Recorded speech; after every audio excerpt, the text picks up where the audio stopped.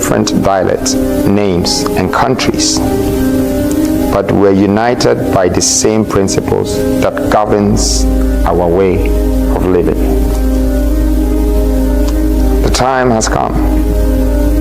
The time is now that we took responsibility for the mess we find ourselves in. We must also replicate the success stories of Asia, Middle East, and the West. Nations that have risen from poverty to become global economic powers. We must replicate that. We must break free from the cycle of dependency and exploitation. We must industrialize, refine our resources, and create wealth that stays on our continent. We must remove the colonial barricades that have hindered our growth and reclaim the control of our destiny. The time has come for us to not just sign contracts, but to create them for others to sign. Not just to sell what belongs to us, but to refine it so we can distribute it to those who need. Thank you for watching. This is Afro Revolt, and today we bring a very touchy conversation and speech of Nana Kwame Bediako, who is one of the industrialists and a philanthropist and also an educationist and a champion for change for Africa. In his talks, he always elaborately gives a view of how Africa can move from one point to another. And in this today's video, he talks about the sense of unity of Africans, unity whereby we know our value, the human capital in us, that we should unlock as Africans. As we watch this video, let's take the points that will help Africa and the black man move forward. Let us watch and talk about it in the end. 3 is aiming and purposefully going ahead to build one currency for the continent. And this currency, since independence, African nations have been shackled by the weight of foreign currencies and manipulated by economic systems that keep us dependent. How can we stand tall when the very foundation of our wealth lies in the hands of others? Our economies are forced to bend and break under the pressure of external influences, and our people are left vulnerable to rise and fall of currencies we do not control. The future we build will have one single African currency, backed by the immense wealth of gold beneath our feet. This currency will empower our people to take control of their own economic futures. Imagine an Africa where a farmer in Nigeria and a trader in Kenya and a manufacturer in South Africa all operate under one currency, flowing freely across the continent and creating prosperity and stability for all, just backed by the same gold we sell every day to the foreign world. No more crippling inflation. No more crashing debt driven by foreign exchange rates. A single African currency will unite us in economic purpose, shield us from exploitation, and give us the power to dictate our financial destiny. If you allow me, I'd like to take you to Pillar 4. But please, do not forget that the currency is you. Until you decide to strengthen your currency, you will not have value for it. The human resource is by far the most strongest, most powerful resource on this planet Earth. And everything will rotate around us. Pillar 4. This is a decision that I had to take the decision in front of advisory board who probably did not see the value or the future of doing such thing, because people thought that citizenship in Africa was of no value except it came from the Western or other parts of the world. But I saw it differently. I thought that if there is a land in Africa that everyone in this world is running to search for treasure, that should be the biggest citizenship in the world. See, what you see as problem, I see it as opportunity. If only you give me the chance to be a part of the people that are leading the people, then I'll definitely turn your problems into opportunity. Africa must be a dreamland.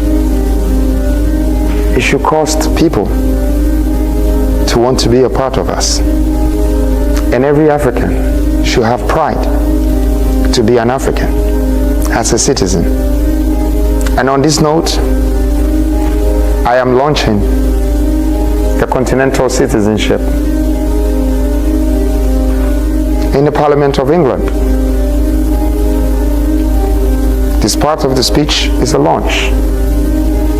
A continental citizenship under the banner of United States of Africa. No longer shall an African be a stranger in their own continent. Whether you're from the highlands of Ethiopia or the shores of Senegal, from the heart of Congo or the deserts of Namibia, you are African first and foremost. But we only have borders, and we only drive cars through the borders. And every time we try to cross another border, somebody's charging us just to cross the border. So how are we ever going to be united? And how come that we belong to a continent, and every time we're going through a country, even if we had something to trade with that country, we're not allowed?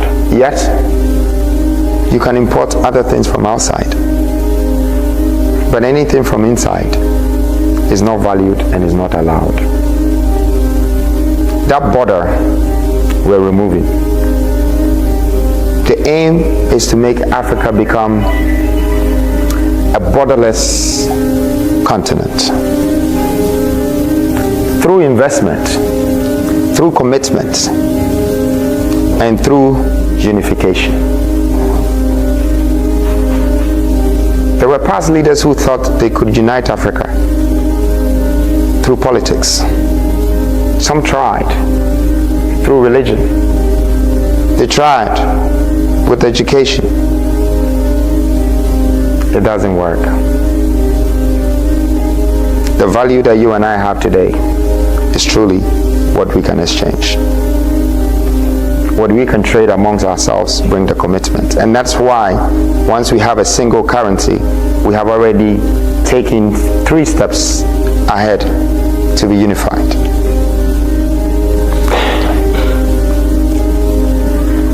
And so,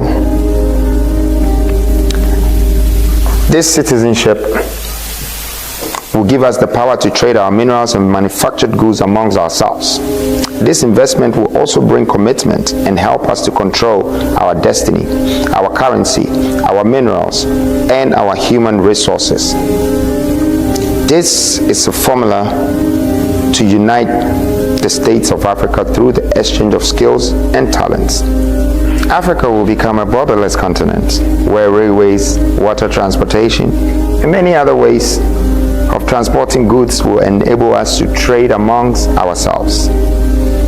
To achieve our full potential, this will make an African citizen become powerful and valuable and merge with our ancestral descendants of diaspora.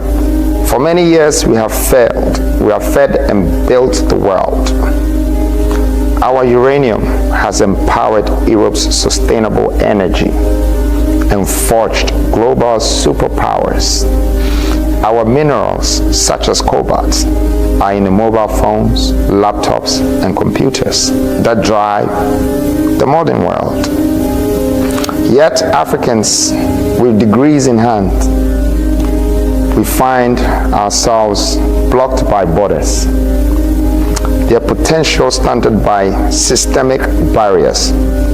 How is that we have the resources to export to continue to import products we could make ourselves? Our gold holds together the major currencies of this world. Our diamonds are symbols of love exchanged across continents. We must remain shackled by the colonial barricades impeding our growth, shall we? No. We have struggled to rebuild our society since we were separated. But when I look at my skin, I believe that whatever brought us together is far stronger than what is pulling us apart. We may be nationalized by different dialects, names, and countries, but we're united by the same principles that governs our way of living. The time has come. The time is now that we took responsibility for the mess we find ourselves in. We must also replicate the success stories of Asia, Middle East, and the West. Nations that have risen from poverty to become global economic powers. We must replicate that. We must break free from the cycle of dependency and exploitation. We must industrialize, refine our resources, and create wealth that stays on our continent. We must remove the colonial barricades that have hindered our growth and reclaim the control of our destiny. The time has come for us to not just sign contracts, but to create them for others to sign. Not just to sell what belongs to us, but to refine it so we can distribute it to those who need. We must not plead to receive what is ours. We must not reclaim it for nothing, but we must reclaim and elevate it to a rightful use. Our minerals should support the development of this world. Flowing from us to the global community, we must refrain from begging and instead focus on giving, offering what is fair and working to develop humanity beyond our expectations. We should strive to leave this world better than we found it, respecting nature and adding value in the process. Let us ensure domestic tranquility, a common defense, a general welfare, a strong continental agenda. This will form the foundation upon which our future will be built. From today onward, let our markets, our industrial vision, our production, and our manufactured goods meet global standards. Let us self-industrialize our mineral and human resources, transforming them into national and continental wealth to create immediate economic balance and foster a prosperous middle class. The privileges and immunities of our citizens should never be compromised. Let's begin to retrace our steps to regain our power, which led us to peace, freedom, and justice. This moment, I ask the universe to ignite its forces to grant us freedom, prosperity, long-lasting justice, protection, and understanding. This is not a journey for us to walk, but it is a journey for us to build. A new world for those who are yet to be born. and the young ones who are yet to live the life the way it is to be lived. This is a preparation for our descendants, not to go through the pain. That's why I chose a place like England during Black History Month to share these words of wisdom and empathy, not only with Ghanaians, but with the origin I share and the race I belong to, Africa and Black people worldwide. With all that has happened in the past, a history of enslavement, extraction of our minerals, I believe that it was a phase we had to go through to understand yesterday's problems are bound to become tomorrow's opportunities. This reason why the weakness of our past should become the strength of our future. If we cannot develop our countries, then how can we develop our people? Why are we not signing the world, but the world is signing us? Instead of asking why, I think the time is now for the world to marvel at the work Africa can do and say, wow, wow, wow. It's time that we turn the story around ourselves. Let's not make the why distract us and stop us from what we truly have to do. I have come so that nations should build upon the wisdom bestowed upon me. Countries will develop, continents will be reformed, and we will be redeemed. After all, the world you call new has always existed in you. I'm here to represent Africa's greatest hope. I have been chosen not to be the best, but to be unique, ordained with tenacity, the zeal and power to build a new Africa and impact society that will historically change this world. These changes will come as a result of the 7 pillars for economic freedom, which I'm going to outline, and that's the embodiment of my speech. These pillars will serve as the foundation for a new era of prosperity, self-reliance, empowerment across our great continent. Through them, we will unlock the potential of every African nation and build a future where economic independence and social justice will go hand in hand, allowing Africans to rise and thrive. Distinguished guests, ladies and gentlemen, and people of the change, join me whilst I introduce to you these pillars that will lead us to our economic freedom. And I'd like to start with pillar 1, industrialization. We industrializing our mineral resources, not selling them, but industrializing them. That's what it was given to us for, not for other people to come and take it from us so they know what to do with it and resell it back to you as your daily needs. The time has come that we take that responsibility ourselves. That's why it's on our land. That's why it belongs to us. The universe did not give it to you so you can give it to someone else. The universe gave it to you so you can industrialize that and teach your children how to industrialize what belongs to you. In Africa today, we have to import everything that our minerals have created. Our cotton is turned to textiles, and we have to buy them in shirts because we can't create them.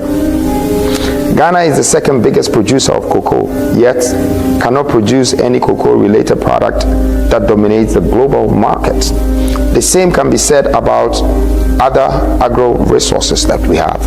We're importing food when all we need is a processing plant to our own and even export more to the world. For us to taste our own products, we have to import them and pay taxes on them because we don't have industrial power. Westerners, Asians, and everyone else extracting our minerals definitely know that industrial platforms built in Africa would take us out of struggle and the pain we face. Yet, we're not being advised to do so. I think it's time we advise ourselves what to do.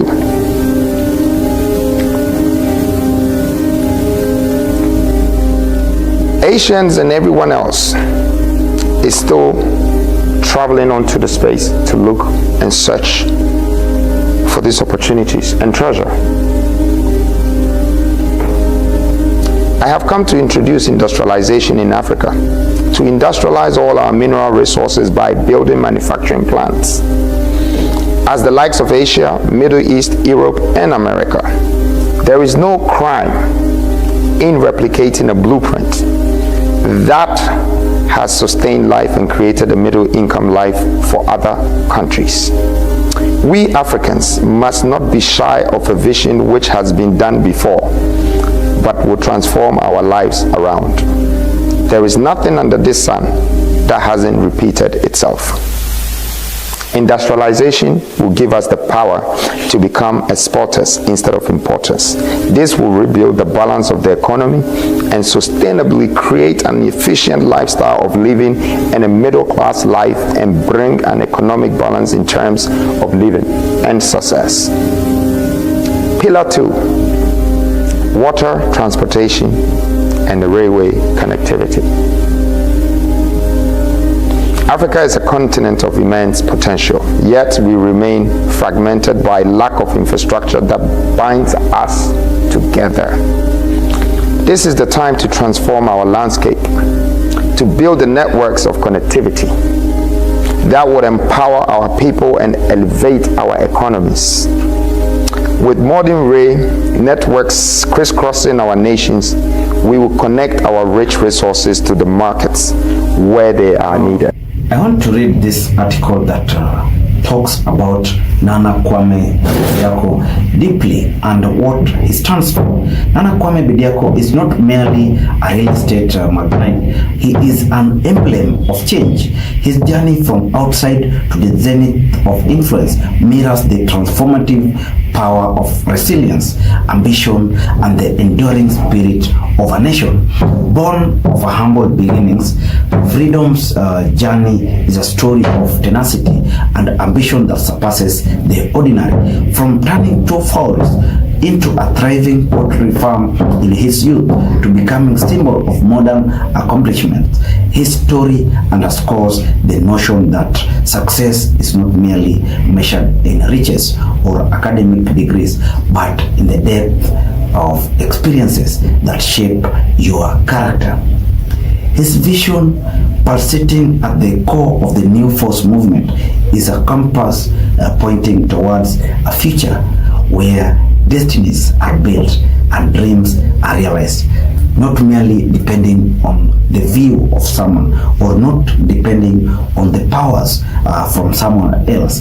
This is someone who has grown by himself, not being pushed by external powers. I'm referring to the Western countries that have got influence on Africa. Now, in the world where ethical foundations are often shaken, Bediako stands as a guiding light, demanding a commitment to honesty, transparency, and moral uprightness in every facet of life.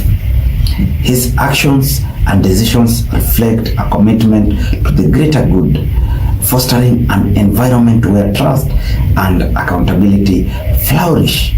Wisdom, knowledge, and understanding form the cornerstone of his leadership and philosophy. As a torchbearer of the next generation, he embodies a leadership style that resonates with the dynamic, forward-thinking spirit of today's youth. He is their mentor and their guide, providing a roadmap for success that goes beyond traditional metrics. His charisma, magnetic and limitless ambition resonates through his initiatives that invite the youth to challenge norms, dream big, and aspire to heights previously thought unattainable. The University Challenge and other allied impact endeavors through his foundation, New Africa Foundation. For instance, it is not just about financial gestures. It is about building bridges that connect the aspiration of young people to unprecedented heights of possibilities. As it ends, it says that beyond the physical constructs in his real estate ventures, as I said earlier, that he ventured in the real estate, freedom encompasses the redemption of the lost heritage of the black society. I was coming to this because this is about the rise of the black society and Africa at large. In every initiative, he strives to reverse the effects of historical neglect, breathing life into people who were once silenced, giving an example of a slavery period that almost shut down Africa, overshadowed or marginalized regions. By providing opportunities, mentorship, and resources, he is breaking the systemic barriers that have hindered the progress of Africans and black people as a whole, and sowing the seeds for generational prosperity. So all this is about generational prosperity. And as you have watched these videos, Bediako Nana points out very important points that Africans and the leaders at large should pick. For instance, he says that these borders we are having are meaningless to our society because it hinders our capability in terms of doing trade and transborder trade. This is something that we have to open up and allow free movement within Africa. Through that, we will form a formidable force that would build even our currency.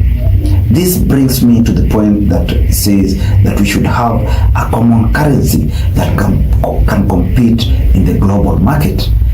The white man was very instrumental and wise when he brought different currencies in Africa to separate Africans. That was a way of control, and over time it has not been easy to fight such force.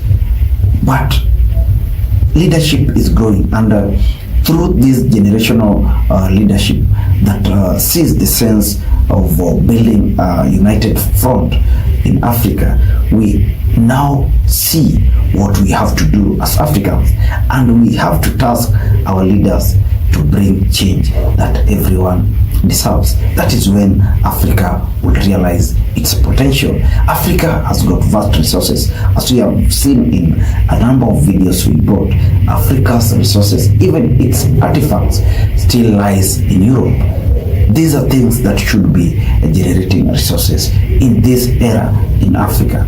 So, as we always say it, Africa is rising. And this is the moment Africa has to go up. If it doesn't do it now, then the curse will still be on the black man. So, if you're watching us, kindly hit our comment section and tell us what you think about this video. Also, do not forget to subscribe, like, share these videos. Thank you, and let's meet when we bring another video. May God bless you.